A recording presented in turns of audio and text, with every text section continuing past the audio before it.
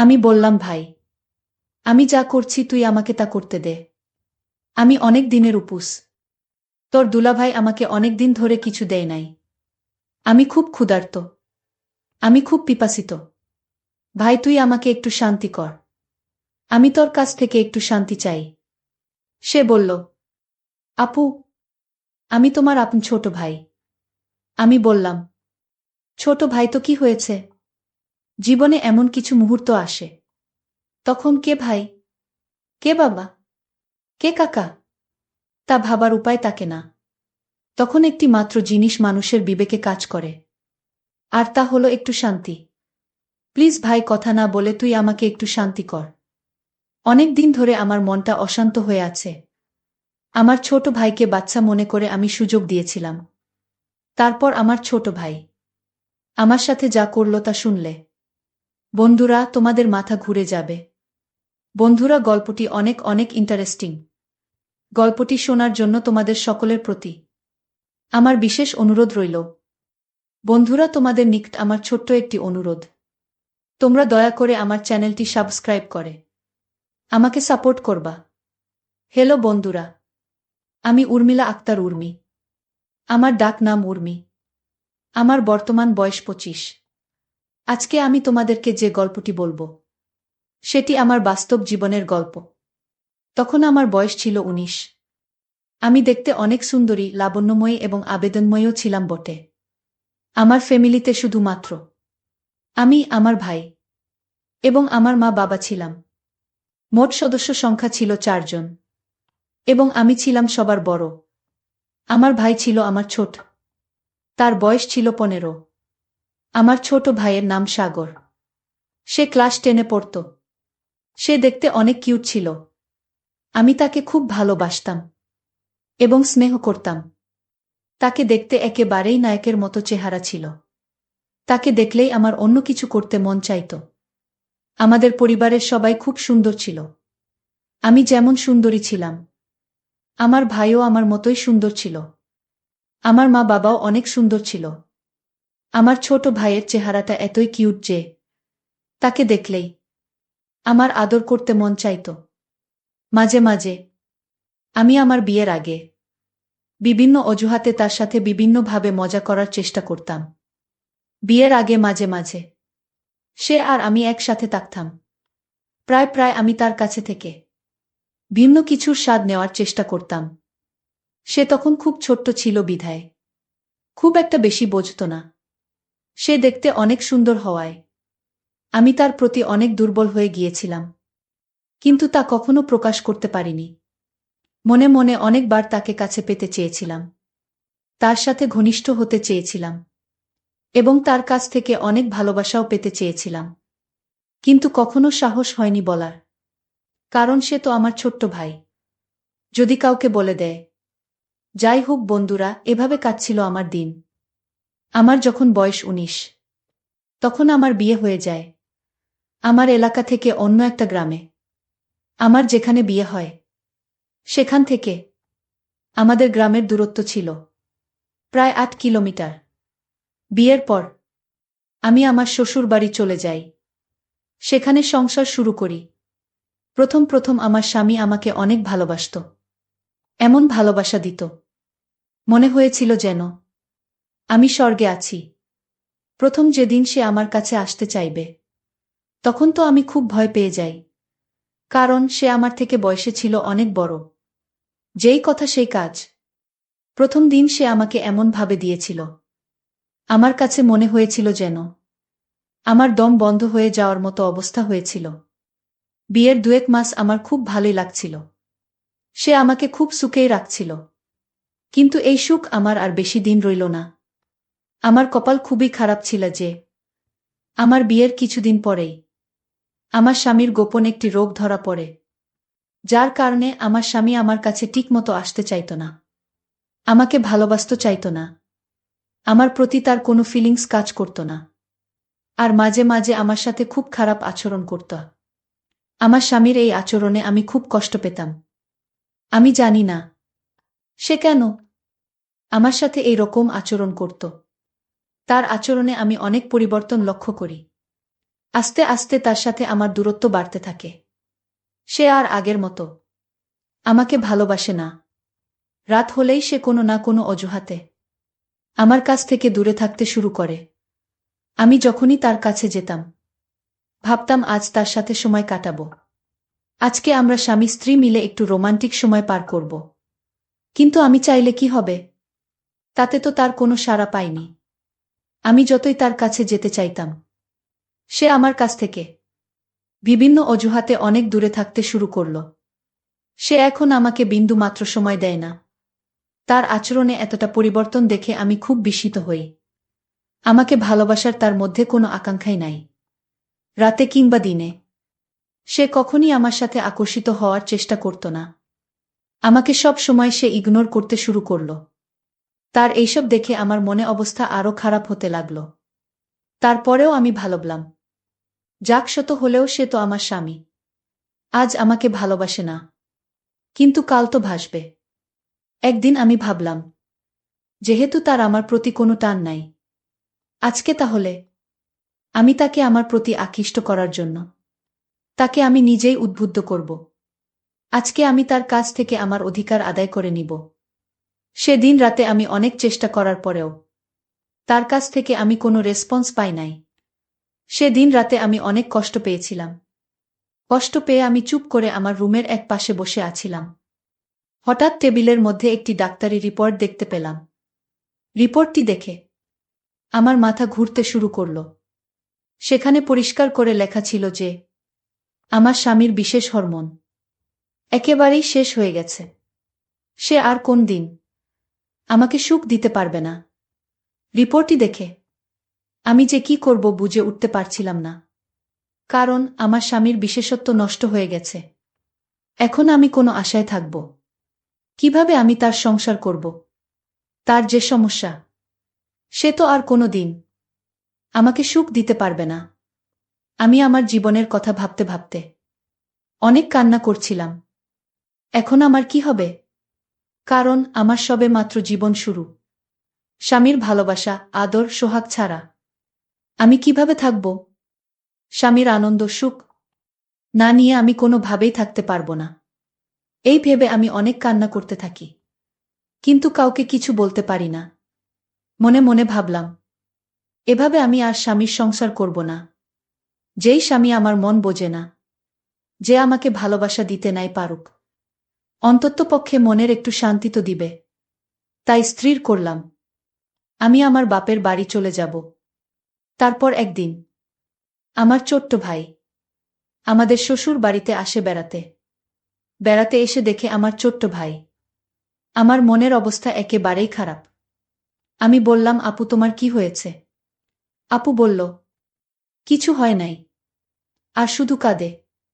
আমার ছোট ভাই ভেবেছিল মনে হয় আব্বু আম্মুর কথা মনে পড়ছে, তাই আপু কাঁদছে। তারপর আমার এই অবস্থা দেখে আমার ছোট্ট ভাই, আমার স্বামী এবং আমার শ্বশুর শাশুড়ির কাছ থেকে বলে আমার বাড়িতে নিয়ে আসে।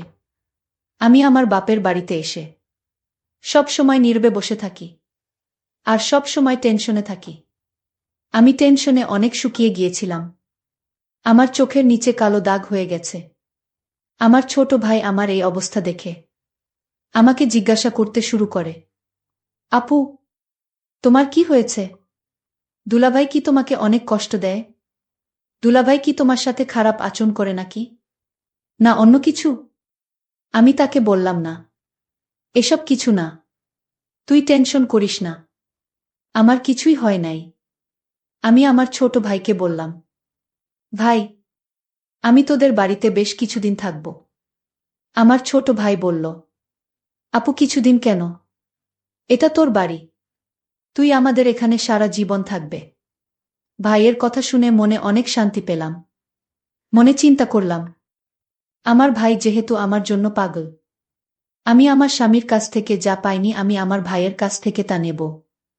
ভাইয়ের সরলতা, মিষ্টি ব্যবহার, উদারতা যেন আমাকে অনেক পাগল করে ফেলছে।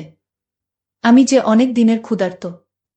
একদিন বিকেলে ছাদে বসে ভাবছিলাম, আমার কি হবে এখন? আর কান্না করেছিলাম। ঠিক তখনই আমার ভাই সেখানে চলে আসে। আমার কান্না দেখে সে আমার পাশে বসে আমার চোখের জল মুছে দেয় আর আমার কাছে কান্নার তো কণ্ঠে জানতে চায়, কি হয়েছে আপু? আমাকে একটু বলবে? আমি লজ্জায় কিছু বলতে পারছিলাম না। তারপরেও সে অনেক জোর করার পর আমি তাকে বলি যে, ভাইরে তুই আমার ছোট ভাই। তোকে যে আমি কি করে বলি? তোর দুলাভাই আমাকে আর তেমন ভালোবাসতে পারে না। তার অনেক সমস্যা। তার অনেক বড় সমস্যা। তার আমাকে ভালোবাসার মতো কোনো ফিলিংসেই থাকে না। সে আমাকে কোনোভাবেই কোনো তৃপ্তি দিতে পারে না। সে আমাকে কোনোভাবেই সুখী করতে পারে না। এখন আমি কি করি বল? ভাই, এই দুঃখ কি কারো কাছে বলা যায়? আমার মুখ থেকে এই রকম ধরনের কথা শুনে আমার ভাই প্রথমে একটু চুপ হয়ে যায়। আমার ছোট ভাই যদিও বয়সে আমার থেকে ছোট। তার বয়স প্রায় 16-17 কাছাকাছি। সে সব বোঝে। সে কিছুক্ষণ চুপ করে থাকার পর বলল, আপু দুলাভাইকে ডাক্তার দেখাও।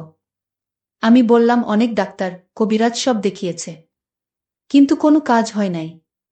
বিয়ের আগেও নাকি তার এই রকম সমস্যা ছিল। তারপর অনেক ডাক্তার দেখিয়ে সে কোনো রকম ভালো হয়েছিল। কিন্তু ডাক্তার বলে দিছিল যে আপনার যদি পরবর্তীতে এই রকম সমস্যা হয় তাহলে আর ভালো হওয়ার সম্ভাবনা নেই। আমি আমার ছোট ভাইকে বললাম, ভাইরে সে আর কোনোদিনও আমাকে সে সুখ দিতে পারবে না। আমার কথা শুনে তারও মন খারাপ হয়ে গেল। আমি মনে মনে ভাবছিলাম, এই সুখ এবং ভালোবাসা যদি আমি আমার ভাইয়ের কাছ থেকে পাই তাহলে অনেক ভালো হবে। তাই আমি একটি পরিকল্পনা করে কান্না করতে করতে আমি তাকে ধরার চেষ্টা করলাম। সে একটু লজ্জা পেল, কিন্তু কিছু বলল না। সে আমাকে বলল, দেখো আপু তুমি এত টেনশন করো না, দেখি কি করা যায়। তার এই কথা শুনে আমি বললাম, কি আর দেখবে তুমি? আমার এই সুখ কি তুই এনে দিতে পারবে? আমি এভাবে থাকতে পারবো না। স্বামীর ভালোবাসাটা আমার খুব জরুরি। ভাই, তুই এসব বুঝবে না। এভাবে থাকতে আমার অনেক কষ্ট হয়। সে আর কিছু না বলে আমাকে নিয়ে নিচে চলে আসে নাস্তা করার জন্য। আমরা নাস্তা করলাম এবং অনেক গল্প করলাম। আমি মনে মনে ভাবছিলাম, আমার ভাই হয়তো আমাকে নিয়ে কিছু ভাবতে শুরু করেছে। তাই আমি অনেক আনন্দ পেলাম। এরপর থেকে আমি আমার ভাইয়ের কাছাকাছি থাকতে শুরু করলাম। রাত হলে সে আমাকে সান্ত্বনা দেওয়ার জন্য সে আমার কাছে থাকত। আমি তো আমার ভাইকে ছোট্ট বাচ্চা মনে করতাম। আর সেও আমার কাছাকাছি থাকতে পছন্দ করত। প্রতিদিন রাতে আমি আর আমার ছোট ভাই একসাথে ঘুমাই। কিন্তু আমার তো রাতে ঘুম আসত না। শুধু চোখে মনে অন্য কিছুর বাসনা।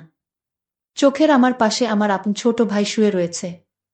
মাঝে মাঝে তার প্রতি লোভ চলে যায়। ভাইয়ের টকবেগে যৌবন প্রতি আমার লোভ চলে যায়। মনে হচ্ছে যেন আমি মোম আর সে আগুন। তার পাশে শুইতেই আমি যেন গলে যাচ্ছি এবং তাকে বারবার ছোঁয়ার চেষ্টা করছি। বাট মনের মধ্যে কিছুটা ভয়ও করছিল। কিছুক্ষণ পর আমি অনুভব করলাম, আমার ছোট ভাই ঘুমিয়ে পড়ল। কিন্তু আমার তো ঘুম নাই। যখন অনুভব করলাম সে ঘুমিয়ে পড়েছে, তখন আমি তাকে নিয়ে এক অন্যরকম অনুভূতি নেওয়ার চেষ্টা করলাম।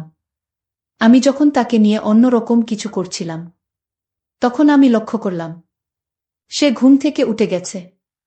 সে ঘুম থেকে উঠে বলল, আপু, তুমি আমার সাথে কি করছো? আমি বললাম, ভাই, আমি যা করছি তুই আমাকে তা করতে দে। আমি অনেক দিনের উপোস। তোর দুলাভাই আমাকে অনেক দিন ধরে কিছু দেয় নাই। আমি খুব ক্ষুধার্ত। আমি খুব পিপাসিত। ভাই তুই আমাকে একটু শান্তি কর। আমি তোর কাছ থেকে একটু শান্তি চাই। আমি বললাম, আপু, আমি তোমার আপন ছোট ভাই। আমি বললাম, ছোট ভাই তো কি হয়েছে? জীবনে এমন কিছু মুহূর্ত আসে তখন কে ভাই, কে বাবা, কে কাকা তা ভাবার উপায় থাকে না। তখন একটি মাত্র জিনিস মানুষের বিবেকে কাজ করে, আর তা হলো একটু শান্তি। প্লিজ ভাই কথা না বলে তুই আমাকে একটু শান্তি কর। আমার ছোট্ট ভাইকে আমি বাচ্চা মনে করে তার সাথে আমি একটু রোমান্টিক করতে গিয়েছিলাম। সে যখন প্রথম আমার ওখানে আক্রমণ করেছিল তখন আমার কাছে মনে হয়েছিল আমার দম বন্ধ হয়ে যাচ্ছিল। আমার মনে হয়েছিল একটি প্রলয়ঙ্কারী ঘূর্ণিঝড় বয়ে গিয়েছিল। আমার সব কিছু ধুমড়ে মুচড়ে ফেলেছিল। সেদিন সে আমাকে অনেক সুখ দিয়েছিল বন্ধুরা। তার কিছুদিন পর বন্ধুরা, আমি আমার স্বামীকে ডিভোর্স দিয়ে দেই এবং আমি আমার ছোট্ট ভাইকেই স্বামীর মতো গ্রহণ করতে থাকি। বন্ধুরা, যে স্বামী না পারে কোনো মনের সুখ দিতে, না পারে অন্য কিছু, তার সাথে তো আর যাই হোক কেন সংসার হয় না। সবকিছু বাদ দিয়ে বন্ধুরা, এখন আমি আমার ছোট ভাইকেই সবার অন্তরালে স্বামী রূপে গ্রহণ করে নিলাম। আমি জানি না আমার এই জীবন কতদিন চলবে। বন্ধুরা, আমি ভুল করছি না, স্টিক করছি, তা অপানাদের উপর ছেড়ে দিলাম। নিশ্চয় আপনারা কমেন্ট করে জানাবেন।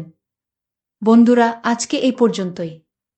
আবারও আসবো তোমাদের মধ্যে নতুন কোনো ভিডিও নিয়ে। ভিডিওটি যদি তোমাদের ভালো লাগে তাহলে একটি লাইক দাও। প্রতিদিন আমি তোমাদেরকে একটা করে নতুন গল্প উপহার দিব।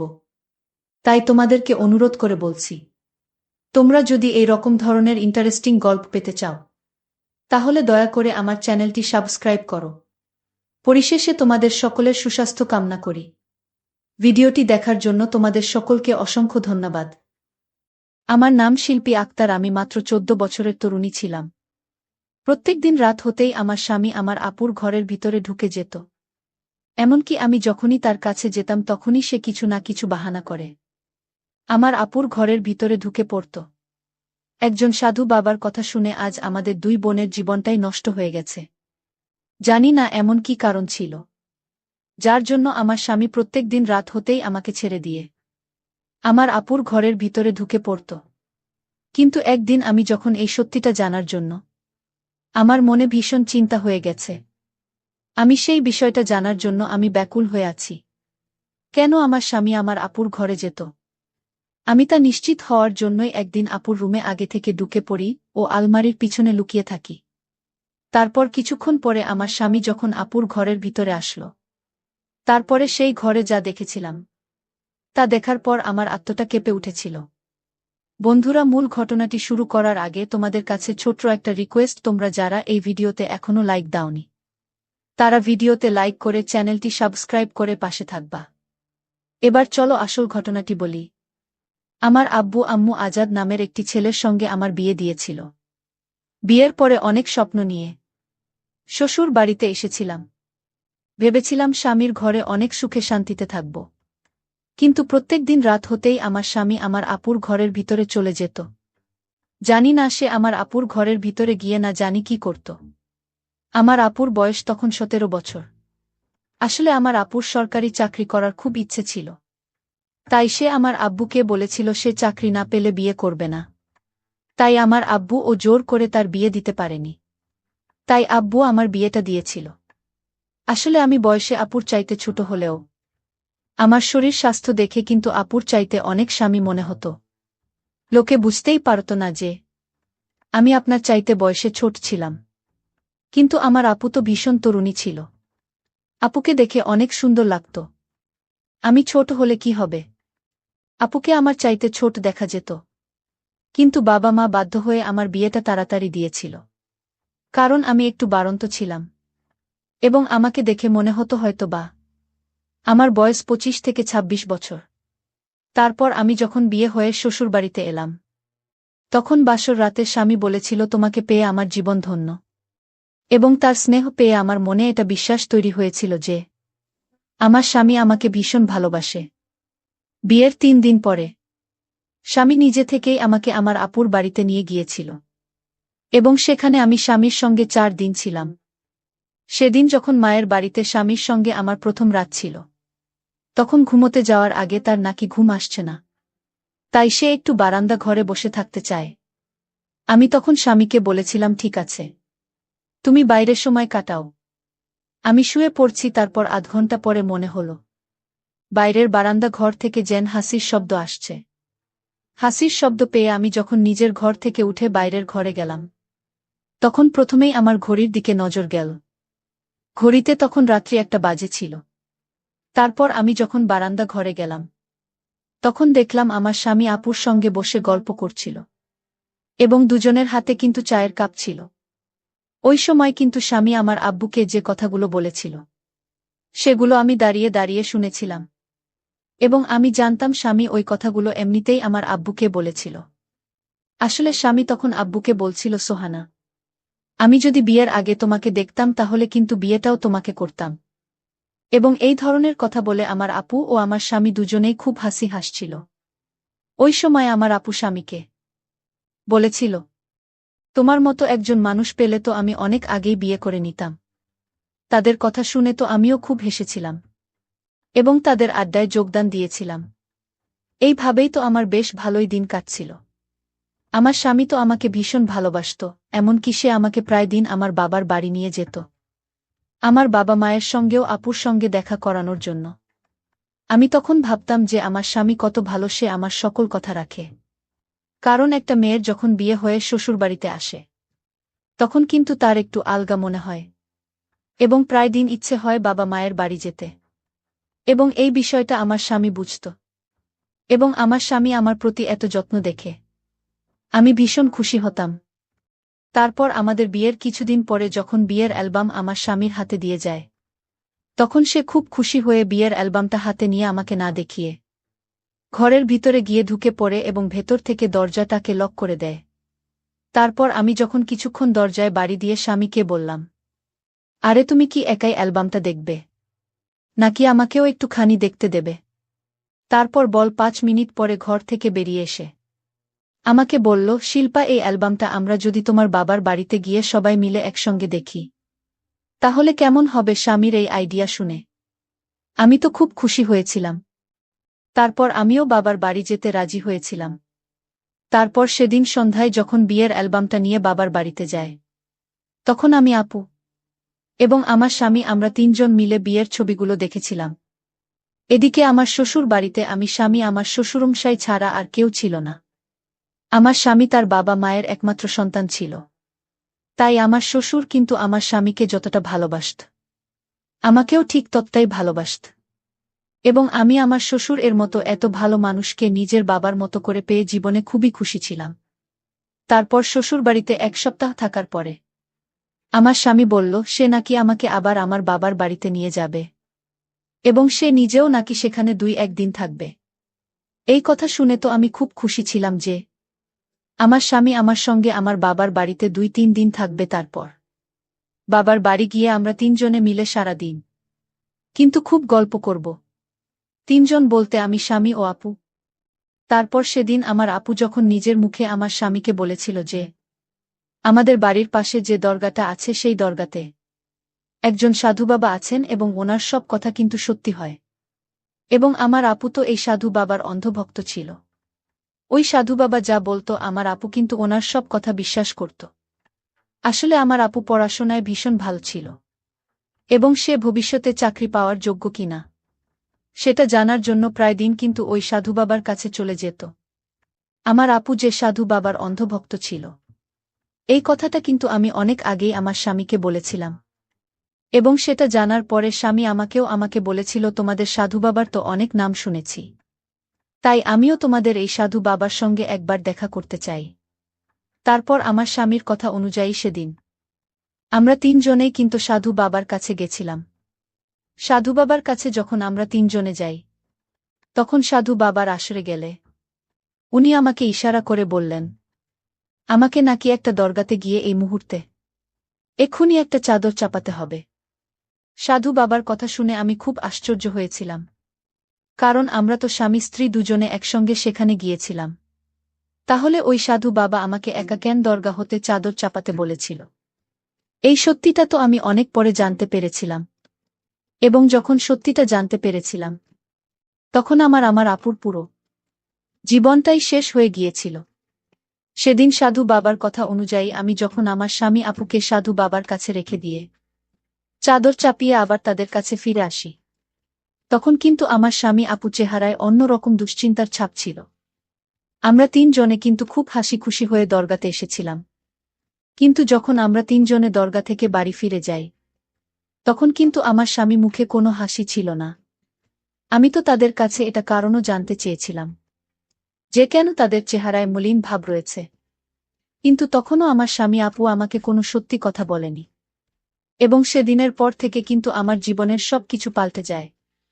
এমনকি দরগা থেকে ফিরে আসার পরের দিন আমি যখন স্বামীর সঙ্গে শ্বশুরবাড়িতে ফিরে এসেছিলাম, তার পরের দিনই দেখি আবার সোহানা আপু আমার শ্বশুর বাড়িতে এসে হাজির হয়েছিল। এবং আবু বলেছিল সে নাকি আমাদের বাড়িতে কিছু দিনের জন্য থাকতে চায়। এবং এটা শুনে তো আমি খুব খুশি ছিলাম। কিন্তু যখন থেকে আমার আপু আমাদের বাড়িতে এসেছিল, তখন থেকেই আমার সঙ্গে কিছু না কিছু বিপদ ঘটতেই থাকত। একদিন তো একটা টুল থেকে পড়ে গিয়ে আমার কোমরে এতটাই আঘাত লেগেছিল যে আমি রান্নাবান্না কিছুই করতে পারতাম না। ওই সময় আমার আপু কিন্তু আমার খুব খেয়াল রাখত। কিন্তু যখন থেকে আপু আমার শ্বশুরবাড়িতে এসেছিল, তখন থেকে মনে হতো যেন আমার স্বামী ও আমার আপু তারা দুজন মিলে আমার থেকে কিছু একটা লুকোনোর চেষ্টা করছে। এবং আমার মনে হতো তারা যেন আমার থেকে লুকিয়ে দেখাও করে। এদিকে আমার কোমর ব্যথা যখন অনেকটা কমে যায়, তখন আমি আবার রান্নাঘরের কাজকর্ম করা শুরু করেছিলাম।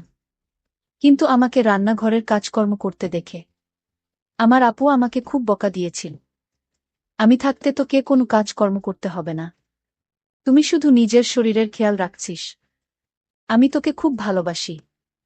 আমি তখন আপুকে বলেছিলাম, তুমি একদম চিন্তা করো না, আমি এখন সুস্থ আছি তো, আমি এখন ঘরের সমস্ত কাজকর্ম করতে পারব। আর এইভাবে শুধুই বসে থেকে আমার আর ভাল লাগছে না। এমনকি একদিন রাত্রিবেলা আমার স্বামী যখন ঘরের ভিতরে ছিল না, তখন আমি তাকে পুরো বাড়িতে খোঁজাখুঁজি শুরু করেছিলাম ওই সময়। কিন্তু আমার আপুকেও ঘরের ভিতরে কোথাও দেখতে পাইনি। এবং রাত্রিবেলা তাদের দুজনকে দেখতে না পেয়ে তো আমার মনে কিন্তু একটুখানি হলেও খটকা লেগেছিল। আমি তো এটা বুঝতে পারছিলাম না যে রাত্রিবেলা তারা দুজনে মিলে আমাকে কিছু না বলে কোথায় গিয়েছিল। তারপর পুরো বাড়ি খোঁজার পরে আমি তখন আস্তে করে ছাদের উপরে উঠি। তখন তাদের দুজনকে দেখে তো আমি অনেক বেশি আশ্চর্য হয়েছিলাম। এমনকি তাদের দুজনের মাঝে কথা শুনে আমি তো কিছুই বুঝতে পারছিলাম না যে তারা আমার থেকে কি কথাগুলো লুকোচ্ছিল। আর এমনিতেও তাদের দুজনের এমন কি জরুরি কথা ছিল, যার জন্য তারা ছাদের উপরে উঠেছিল। অত রাতে ছাদের উপরে তাদেরকে দেখে আমি কিন্তু অনেক বেশি মনের ভিতর ভয় পেয়েছিলাম। এবং এটা কিন্তু আশ্চর্য হওয়ারই কথা। আমি তখন চুপচাপ সিঁড়ির উপরে দরজার একটা সাইডে গিয়ে দাঁড়িয়ে তাদেরকে দেখছিলাম। আসলে তখন আমার আপুকে বলছিল, সোহানা দয়া করে তুমি আমার স্ত্রীর জীবন রক্ষা করো, সবকিছু কিন্তু তোমার হাতেই আছে। তুমি যদি সাধু বাবার এই প্রস্তাবটা না মান তাহলে তো দেখতেই পাচ্ছ তোমার বোনের সঙ্গে কত কিছু অঘটন ঘটছে। তুমি আমাকে এবং আমার বোনকে আর কষ্ট দিও না। তুমি তো নিজে থেকেই বলতে যে সাধু বাবা যেটা বলে সেটাই নাকি সত্যি হয়। তাহলে সাধু বাবা আমাদের 3 জনের ব্যাপারে যেটা বলেছেন সেটা যদি সত্যি হয়ে যায়, তাহলে তুমি কি নিজেকে কখনো ক্ষমা করতে পারবে? আমার স্বামীর কথা শুনে আপু তখন হাউমাউ করে কাঁদতে শুরু করে দিয়েছিল। এবং তার কান্না দেখে আমার স্বামী তাকে সান্ত্বনা দিয়েছিল। এবং আমার আপু তো বারবার একটাই কথা বলেছিল যে আমি এমনটা করতে পারবো না। জানি না আমার আপু বারবার কি না করার কথা বলছিল। তারপরে আমি আপু ও আমার স্বামীর মাঝে যা দেখলাম, তা দেখে তো আমার দম বন্ধ হয়ে যাওয়ার মতো অবস্থা হয়েছিল। এবং আমার আপু তো হাউমাউ করে কেঁদে কেটে আমার স্বামীর সামনে মাথা নত করে বলছিল, দুলাভাই আমি এত বড় অন্যায় কিভাবে করতে পারি? ও তো আমার বোন। আমি যদি অন্যায় করি তাহলে আমার বোনের কি হবে? আমার স্বামী তখন বলেছিল, দেখো সোহানা, অন্যের ভালোর জন্য আমাদের কিন্তু অনেক সময় বলিদান দিতেই হয়। তাদের সব কথা শোনার পরে আমি তো কিছুই বুঝতে পারছিলাম না যে আমার স্বামী আমার আপু এমন কি ব্যাপারে কথা বলেছিল যেটা তারা আমার থেকে লুকিয়েছিল। এমনকি আমার আপু তো আমার স্বামীর কথা মানতে রাজি ছিল না। ওদিকে আমার মাথায় তো কিছুই ঢুকছিল না যে আমার স্বামী কি ব্যাপারে আমার আপুর সঙ্গে কথা বলছিল। পরের দিন সকালবেলা আমার সঙ্গে দুর্ঘটনা ঘটেছিল যে আমাকে হাসপাতালে ভর্তি হতে হয়েছিল। আমি তো রাতের ব্যাপারে স্বামীর সঙ্গে কোনো কিছু আলোচনা করার সুযোগও পাইনি। আসলে ওই সময় আমার স্বামী যখন দোকানে যাওয়ার জন্য তৈরি হচ্ছিল, তখন সে আলমারি থেকে নিজের জামাটা বের করে রাখতে বলেছিল। আমি তখন স্বামীর কথা মতো আলমারি থেকে তার জামাটা বের করতে যাই। ঠিক তখনই কাঠের আলমারির একটা পাল্লা খুলতেই কাঠের আলমারিটা হঠাৎ করে আমার উপরে পড়ে যায়। তারপরে তো আমি অজ্ঞান হয়ে গিয়েছিলাম এবং আমার কপালে অনেক আঘাত লেগেছিল। এবং আমি 1 সপ্তাহ কিন্তু হাসপাতালে ভর্তি ছিলাম। 1 সপ্তাহ পরে আমি যখন আমার মায়ের সঙ্গে শ্বশুরবাড়িতে ফিরে আসে, তখন আমার মনে হলো আকাশটা যেন আমার মাথায় ভেঙে পড়ল। কারণ আমার স্বামী ও আমার আপু তারা দুজনে কিন্তু বসে গল্প করছিল। তাদের মুখে অনেক হাসির চাপ দেখতে পেলাম। আমার কাছে মনে হয়েছিল তারা দুজন মনে হয় অনেক আপন। মনে হয়েছিল যেন 1000 বছর ধরে তাদের পরিচয়। আসলে আমি যখন হাসপাতালে ভর্তি ছিলাম তখন পুরো বাড়িটা আমার আপু কিন্তু সামলেছিল। তারপর আমি যখন হাসপাতাল থেকে শ্বশুরবাড়িতে ফিরে আসি, তখন আমাকে দেখামাত্রই আমার স্বামী অনেক বেশি আশ্চর্য হয়ে যায়। সে তখন আমাকে বলে, তুমি এখানে কি করছো? আমি তখন স্বামীকে অবাক হয়ে বললাম, আমি এখানে কি করছি মানে আমি আমার নিজের বাড়িতে ফিরে এসেছি। তুমি কি আমাকে দেখে খুশি হওনি? আমি 7 দিন পরে আজ শ্বশুরবাড়িতে ফিরে এসেছি। তোমার তো আমাকে দেখে খুব খুশি হওয়া উচিত ছিল। ওই সময় কিন্তু আমার শ্বশুরমশাই ও বাড়িতেই ছিলেন। উনি তো আমাকে দেখামাত্রই অনেক বেশি খুশি হয়ে বললেন, বৌমা আজ তুমি 7 দিন পরে বাড়ি ফিরে এসেছ। আজ আমি খুব খুশি কারণ আমার ঘরের লক্ষ্মী আমার ঘরেই আবার ফিরে এসেছে। কিন্তু আমি যখন ঘরের ভিতরে প্রবেশ করি, ঠিক তখন আমার স্বামী আমাকে যা বলেছিল সেটা শুনে তো আমার মাথায় যেন আকাশ ভেঙে পড়েছিল। কারণ স্বামী তখন সবার সামনে বলল, শিল্পা আমি তোমাকে তালাক দিয়েছি। তাই আজ থেকে তুমি এখানে নয়। তুমি তোমার বাবা মায়ের কাছেই থাকবে। এবং সোহানাকে আমি নিজের স্ত্রী করব। তাই সোহানা আমার বাড়িতে থাকবে শুধু তাই নয়, আমরা দুজন দুজনকে অনেক ভালোবাসি। আমি তার জন্য জীবন দিতেও প্রস্তুত। আমি তখন হতভম্ব হয়ে স্বামীর দিকে তাকিয়ে বললাম, তোমার কি মাথা খারাপ হয়ে গেছে? তুমি এইসব উল্টোপাল্টা কি কথা বলছো? ঠিক ওই সময় আমার শ্বশুরমশাই তার ছেলের গালে একটা থাপ্পড় মেরে বললেন, এটা কি ইয়ার্কি করার সময়? বৌমা এখনো অসুস্থ আছে, আর তুই তার সামনে এই ধরনের বেহুদা কথা বলছিস। ওই সময় কিন্তু আমার আপু কেঁদেই যাচ্ছিল এবং সে মাথা নিচু করে চুপচাপ দাঁড়িয়েছিল।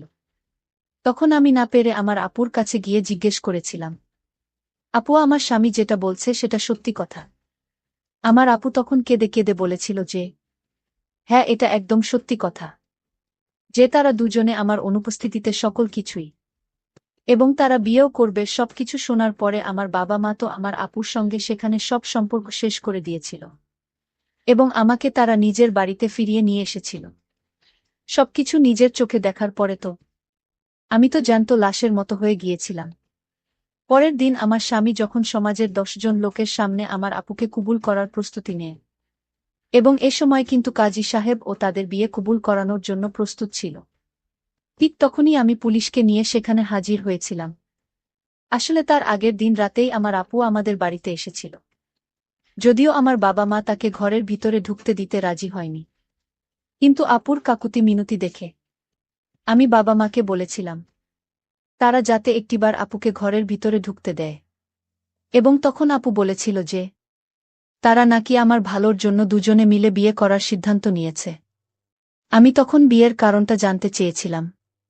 তখন আপু আমাকে বলেছিল, যেদিন আমরা 3 জনে দরগাতে সাধু বাবার কাছে গিয়েছিলাম, সেদিন সাধু বাবা নাকি আমার স্বামীর ও আপুর হাত পরীক্ষা দেখে তাদের দুজনকে বিয়ে করার আদেশ দিয়েছিল, এবং সাধু বাবা বলেছিল আমার স্বামী যদি আমার বোনকে বিয়ে না করে, তাহলে আমি নাকি খুব তাড়াতাড়ি মৃত্যুর সম্মুখীন হব। এবং সাধু বাবার কথা শুনে ও আমার আপু যখন এই প্রস্তাবে রাজি হয়নি, তখন আমার প্রাণরক্ষার জন্য নাকি আমার স্বামী আপনার কাছে আমার প্রাণের ভিক্ষা চেয়েছিল। তাই আমার আপু সেই সাধু বাবার কথা শুনে ও আমার স্বামীর কথা শুনে আমার বোনের সঙ্গে বিয়ে করতে রাজি হয়েছিল। কিন্তু সেদিন আমি যখন আমার আপুর কথা শোনার পরে পুলিশকে সেখানে নিয়ে এসেছিলাম, তখন আমার স্বামী বাধ্য হয়ে কিন্তু এই সব কিছু সত্যি কথা বলেছিল। আমার আপুকে আমার স্বামী মিথ্যা বলেছিল। আসলে আমি মারা যাব না, এটা আমার স্বামী সাধু বাবার নামে মিথ্যা ভয় দেখিয়ে আমার বোনকে বিয়ে করেছিল। আসলে সাধু বাবা এই ধরনের কোনো কথাই বলেনি। আমার স্বামী আমার 2 বোনকেই বিয়ে করেছিল। সে তার মনের বাসনার জন্যই ষড়যন্ত্র করেছিল। বন্ধুরা আজকের গল্পটি এখানেই শেষ করলাম। যদি গল্পটি ভালো লাগে তাহলে অবশ্যই চ্যানেলটি সাবস্ক্রাইব করে পাশে থাকবেন। ধন্যবাদ।